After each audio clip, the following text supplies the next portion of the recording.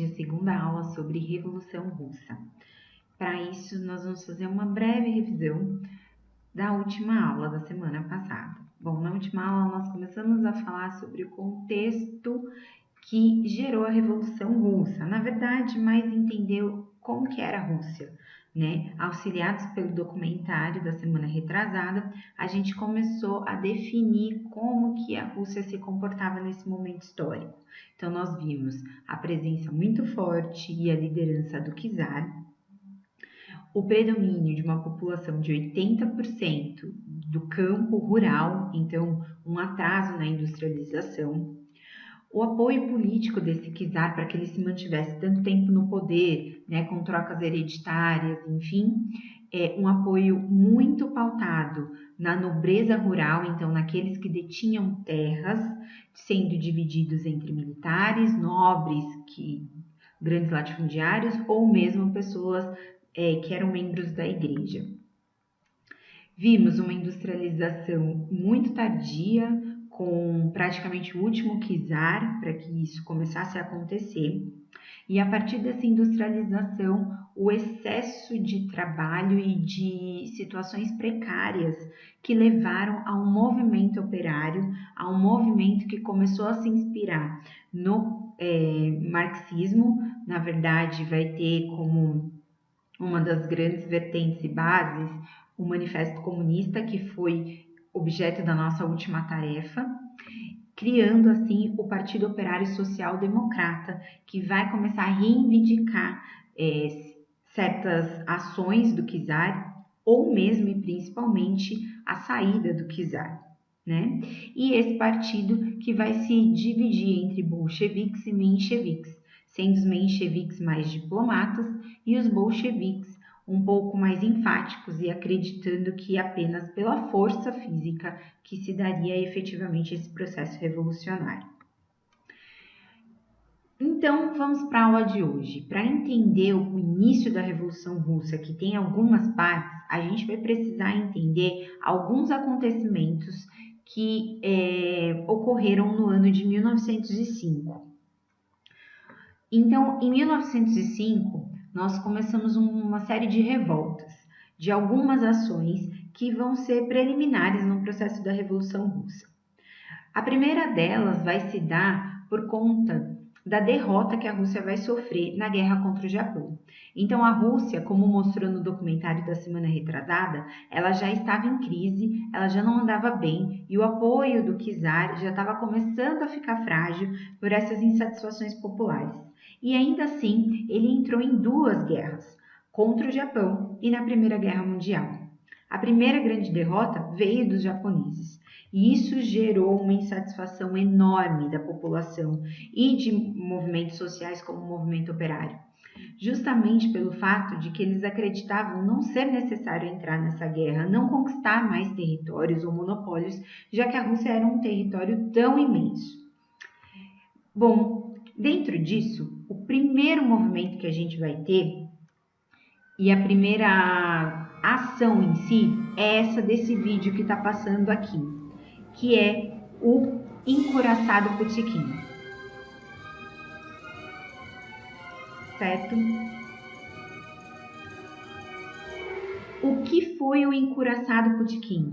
O encouraçado Putiquim foi a tomada de um navio que estava ancorado em Odessa pelos seus tripulantes, que sofriam maus tratos, enfim, não só isso. É semelhante ao que a gente vai ter aqui no Brasil da revolta da Chibata, mas é um pouco maior, porque ele também está revoltado com as ações dos czares.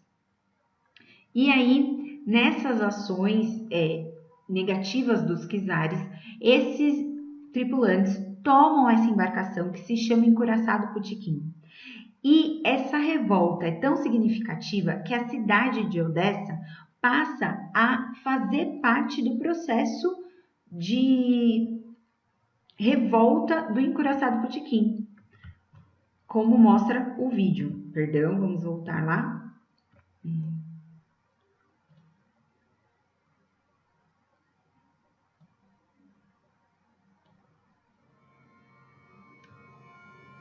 Então, o Encouraçado Putiquim é um navio que ele não só tem uma revolta significativa dentro da embarcação, como ele sai da embarcação e chega até a cidade de Odessa, aonde os operários começam a fazer greve, a tomar as ruas, e todos eles clamando pela saída do czar, pelo fim dessas ações, pela saída imediata da Primeira Guerra Mundial. As imagens desse filme já mostram ou induzem a ideia de que foi um processo muito violento. Realmente, a ação do czar foi acabar de vez com a revolta através de violência, efetivamente. Bom, o que mais aconteceu em 1905? Existiam os sovietes. Então, em 1905 já existia o Conselho de Operários. Então, desde a aula da semana passada, onde nós vimos o início do movimento operário, o partido que vai surgir dos operários, neste processo também surge um conselho representativo desses operários, que são os sovietes. E os sovietes buscam sempre fazer parte da Duma. O que é a Duma? O parlamento russo. Então, eles queriam participar das decisões da Rússia. O parlamento ele era, na sua grande maioria, ocupado por pessoas da nobreza rural, latifundiários, pessoas que são o apoio do czar. E aqui, neste momento, quando você tem o encouraçado Putiquim e a insatisfação gigante da população devido à derrota da Guerra do Japão, o czar Nicolau II tenta apaziguar as coisas, fazendo o quê? Fazendo com que alguns membros dos sovietes começassem a fazer parte da Duma. Então, a ideia era: coloco, reformo a Duma, faço novas eleições, digo que eles estão tendo maior participação. Por que digo? Porque, no fundo, ainda continuou com maioria da nobreza e a maioria do apoio do czar. Mas com essa ação dele, ele consegue, principalmente levando em consideração que mencheviques são uma parte mais diplomática, ele consegue acabar com esse início das revoltas e fazer com que os bolcheviques acabem ficando isolados, muito indo para outros lugares, outros países, se rearticular, pensar novamente. Mas a insatisfação continua e vai ter um segundo episódio muito significativo para acabar de vez com essa pose de bom moço do czar, que é o Domingo Sangrento. O que foi o Domingo Sangrento?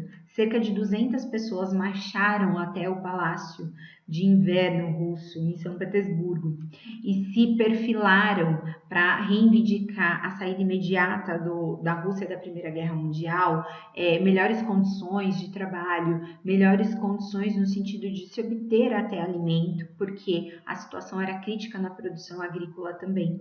E o que o czar mandou fazer? O czar mandou metralhar essas pessoas.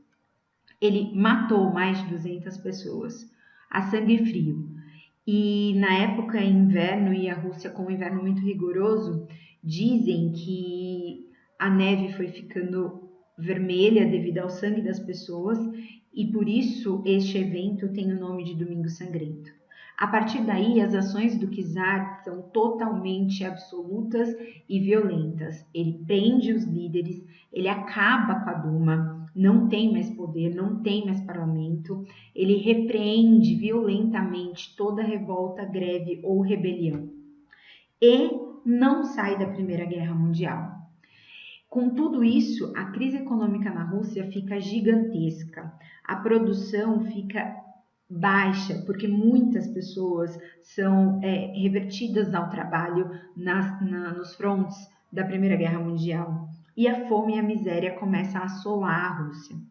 Vamos lembrar e pensar que uma guerra é sempre um investimento burro, vamos dizer o mínimo, porque você investe muito em algo que você pode perder, e se você perder, você vai perder efetivamente tudo. E mesmo que você saia como vitorioso da guerra, você ainda perde, porque se a guerra foi no seu território, você perde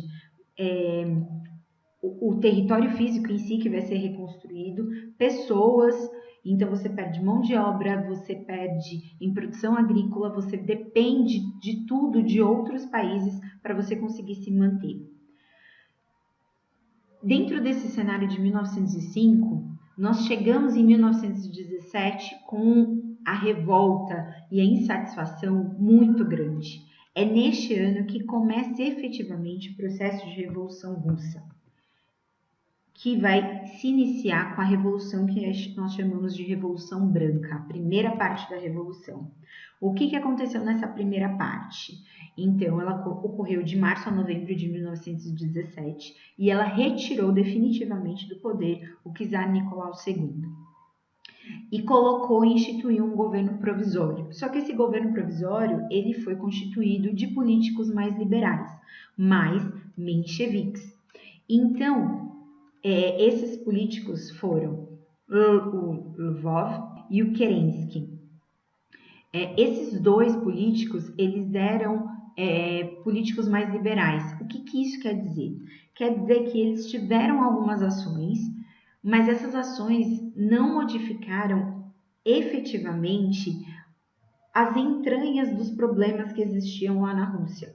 Elas foram mais superficiais, não resolveram a base.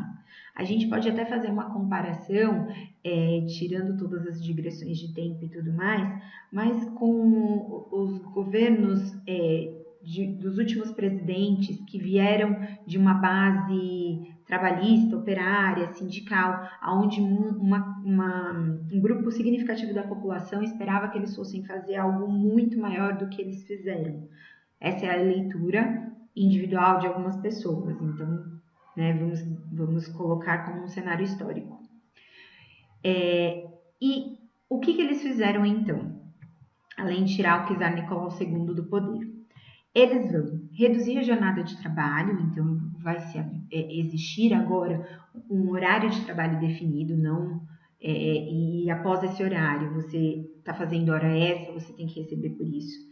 Ele vai anistiar todos os presos políticos, então todos aqueles que foram perseguidos pelos czares, eles vão voltar para a Rússia, eles vão ser libertos e vão receber a anistia. E vai colocar a liberdade de expressão. São medidas que são contrárias a um regime czarista?